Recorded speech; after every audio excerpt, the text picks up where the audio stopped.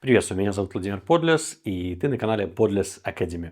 В этом видео ты узнаешь, что обычно нас всех останавливает от того, чтобы достигать топ-результатов, или когда мы делаем что-то ответственное, допустим, бежим марафон, пишем контрольную работу, сдаем экзамен, ведем очень важные переговоры, и что-то происходит, когда мы получаем blackout, или же мы вдруг начинаем пытаться быть лучше, и в конечном итоге не получаем нужного результата. Для начала расскажу тебе короткую историю. Был такой Фрэнк Хейс. Это американский джокей, который постоянно занимался конным спортом и хотел победить, но всегда занимал последние места. И вот один прекрасный день он выступал в интернациональном забеге, и во время скачек он прямо в седле умер. И его лошадь дошла первая до финиша и победила. То есть, получается, всю свою жизнь он мешал своей лошади сделать нужный результат. И когда я услышал эту историю, я сразу же понял и моего тренера по боевым искусствам, и моего учителя по философии. Они говорили одно и то же, но другими словами. Дело в том, что они мне говорили следующую фразу. Владимир, ты много думаешь, прекрати думать, начни делать, убери мысли, будь в моменте. И я не мог понять, что это такое. И я решил в какой-то момент разобраться.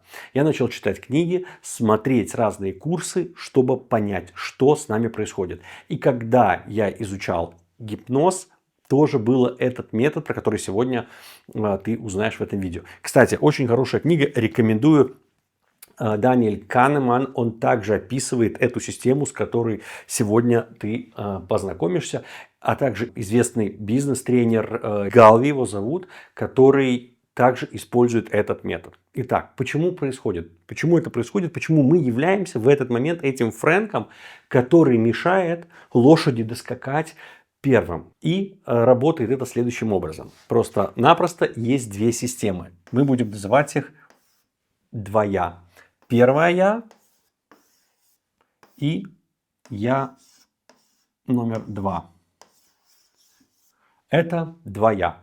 И каждый раз, когда мы, эта система есть в каждом из нас, делаем то, что важное, в один или в другой момент включается или одна система, или другая система. И одна из этих систем как раз-таки является этим Фрэнком. Сейчас мы разберем, что это за «я» и как отключать этого Фрэнка. Итак, «я» номер 1 – это внутренний критик. Это тот «я», который начинает критиковать.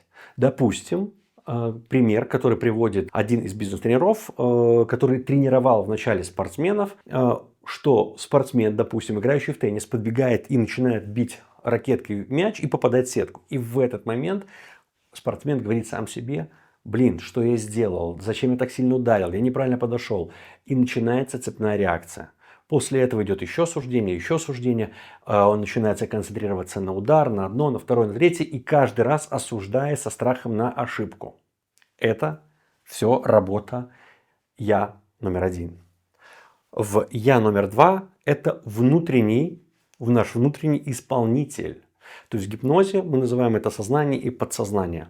То есть наше подсознание может все, оно может все запоминать, у него есть отработанные навыки. В тот момент, когда мы уже тренировались, мы уже наработали навык, который наше тело это может делать автоматически, мы сделали это 10 тысяч раз движения, вроде мы можем делать это как мастера, но мы не делаем это как мастера, потому что вот это «я» нам начинает мешать. И для этого мы сегодня пройдем пошагово, что нужно делать, чтобы это «я» отключить, и наше вот это «я» начало действовать и действительно дало лучший результат. Итак, первый шаг – это осознанность. Это осознанность всей ситуации. Наблюдаем за собой, что мы делаем. Смотрим, какие наши мысли, какие наши эмоции и какие наши действия без осуждения. То есть я бью, подкидываю мяч, ударяю, попадаю в сетку, и нету никаких суждений. Первым делом нам нужно понять, что у нас за эмоция. Злость, негатив, какие мысли приходят, осуждение.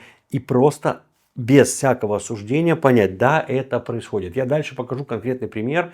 Буду показывать примеры не только на спорте, а в разных ситуациях. Но главное сейчас нужно понимать, наш первый шаг – это начать наблюдать, что в нас происходит. Как только мы со третьей стороны начинаем нас самих смотреть со стороны и осознавать, что происходит в нас, то мы можем тогда на это воздействовать. Если же мы этого не делаем, мы, получается, становимся не водителем автобуса, а выходим, оставляем руль и передаем этот руль системе номер один, которая сама ведет и начинает совершенно другие процессы. И мы начинаем тогда быть этим Фрэнком. Окей, это понятно, шаг номер 2. Фокус на процессе, а не на результате. Очень важно. Мы не думаем о результате, а фокусируемся на самом процессе. Мы находимся в самом моменте и сосредотачиваемся на текущем моменте. То, что мы сейчас делаем. Мы сосредотачиваемся на мелких ключевых действиях, которые ведут нас к цели или к результату. А чего мы не делаем? Мы не зацикливаемся на результат, что нам нужно победить, нам нужно написать, мы должны обязательно сдать этот экзамен, мы должны обязательно провести эти разговоры и выйти с подписанным контрактом, или обязательно должны выступить и знать каждое слово. Вот этого мы не делаем. Как делать и как фокусироваться именно на вот этих ключевых результатах, вот тут важно именно вот этих маленьких ключевых результатах, как на них фокусироваться, об этом также подробно расскажу в примерах в конце этого видео. Следующий шаг – это обучение через опыт. То есть мы должны принять то, что мы можем учиться на своих ошибках и наблюдать за ошибками с любопытством. То есть понимать, ага, я сделал ошибку, почему, не то действие. Особенно это касается, когда у нас есть физические движения, как в спорте. Да? То есть понимать, что я делал за ошибку и принимать их, да? Без самокритики. Нам не нужна самокритика. И вот задача со звездочкой – это быть благодарна, принимать это и радоваться. Конечно, это легко сказать, чем сделать, но если вы задумаетесь в такую ситуацию, представьте, у вас есть ребенок, которого вы долго ждали, вот он родился, и вот он начинает ходить, и вот он пошел, и когда он пошел, он падает. В этот момент радуешься ты? Или у тебя есть критика, суждение к нему, или говоришь, все нормально, все хорошо, давай, у тебя есть принятие, и говоришь, все отлично, у тебя получится. И ребенок с такой детской наивностью встает и дальше начинает это делать и делать и делать. Вот то же самое, с таким же состоянием мы должны быть в моменте, когда это происходит. Это трудно. Поэтому это задача со звездочкой, но чем больше мы будем осознанны, чем больше мы будем на это фокусироваться, тем легче будет это нам сделать все в будущем. Окей, следующий шаг. Минимизация усилий. То есть как можно меньше убирать усилия. Как оно звучит? Лишние усилия часто связаны с напряжением и со страхом ошибки. То есть мы когда очень фокусируемся на сделать все правильно, большая очень вероятность как раз таки происходит, когда мы делаем неправильно, потому что мы очень большое на это накладываем надежду и что мы должны это сделать. Это часто пример мы можем увидеть в футболе.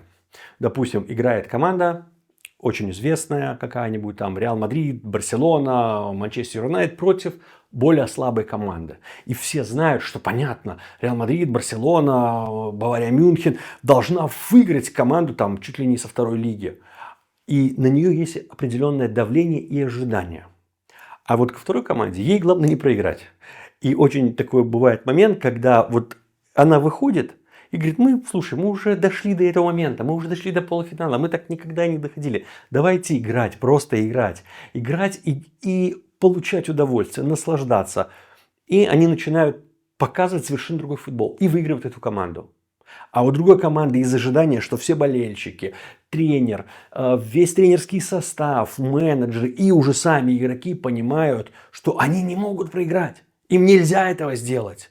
И они начинают концентрироваться не на тех деталях, не на тех техниках, не на тех шагах, которые они должны были, и в итоге проигрывают. То же самое происходит у нас. Очень часто люди, когда пишут экзамены, говорят, мы были готовы, мы готовились, и вот пришли на экзамен, и бах, blackout. Когда случился blackout, эта система «я-1» перехватила просто-напросто у тебя инициативу, и все. И ты уже не мог ничего контролировать. Вместо этого формула природный ритм. Что значит природный ритм? Это когда мы передаем нашему подсознанию, системе Я-2, функцию для того, чтобы оно начало действовать. Давай приведу пример из спорта и также из жизни. Из спорта, допустим, теннисист подает подачу, попадает в сетку. И что происходит обычно? Он начинает концентрироваться на том, чтобы сильнее ударить, сделать подрез на угол сетки, чтобы и так далее. И в этот момент включается еще также критика и страх сделать ошибку. Вместо этого, что он должен сделать? Он должен просто-напросто почувствовать и признать, что да, у меня есть страх проигрыша, я боюсь проиграть. И понять, что страшного в этом ничего нету. Следующий шаг, он должен просто-напросто почувствовать мяч, не ракетку, не силу удара, мяч. То же самое, как у самурая, что меч является, катана самурая является продолжением его руки. Это не отдельная часть. Но если ты будешь концентрироваться, что вот он я, вот катана, то большая вероятность, что ты проиграешь. То же самое происходит и в жизни. Допустим, тебе нужно сделать выступление. И ты переживаешь. И как обычно происходит, человек переживает, он учит всю презентацию, у него есть страх что-то забыть, он заучивает, зазубривает, приходит, страх срабатывает, получает блэкаут, и как оно проходит, он уже ничего не контролирует. А по методу, который предлагаю тебе я, происходит следующее. Ты реально осознаешь, да, у тебя будет выступление, да, у тебя есть страх выступления. Окей, хорошо. Что может самого плохого произойти?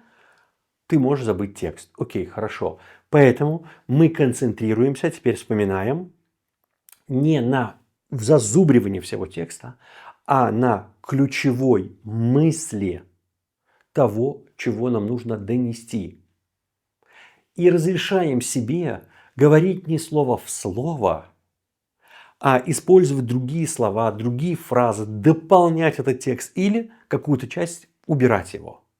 Тогда ты начинаешь быть более живым, говорить более свободно, и в этот момент, выйдя на сцену к аудитории, ты уже совершенно по-другому общаешься. В этом главный смысл. Кто включился в тот момент, когда, назовем его, критическая ситуация. Да, я номер 1 или я номер 2. Наша задача сразу же это осознать, принять и использовать эти шаги, которые я тебе показал, для того, чтобы просто-напросто сразу же переключиться на систему Я-2. Еще раз повторюсь, очень много в книге Даниэла Канемана, он за него получил Нобелевскую премию, показано быстрое мышление, медленное мышление, оно у меня на немецком языке, но оно есть на английском, на русском, на всех языках мира. Он объясняет, как работает вообще мозг, как работает наше мышление, как оно переключается. И один из этих методов также есть в Эриксон гипнозе. То есть, как ты видишь, это не мое изобретение или наблюдение. Это то, что люди уже очень давно изучают и используют, как в спорте, как для того, чтобы достигать суперрезультатов, так и в повседневной жизни. Поэтому сфокусируйся на том, чтобы осознавать, ты находишься в системе Я-1 или Я-2, переключайся на систему Я-2 и начинай действовать. Напиши в комментариях, в каком случае ты думаешь, это не сработает, а может быть у тебя был какой-то случай, ты говоришь, я не знаю, как это применить в моем случае. Ну, я отвечу на комментарии, и если будет реально интересный комментарий, случай, я запишу под это отдельное видео. Всем удачи и успехов!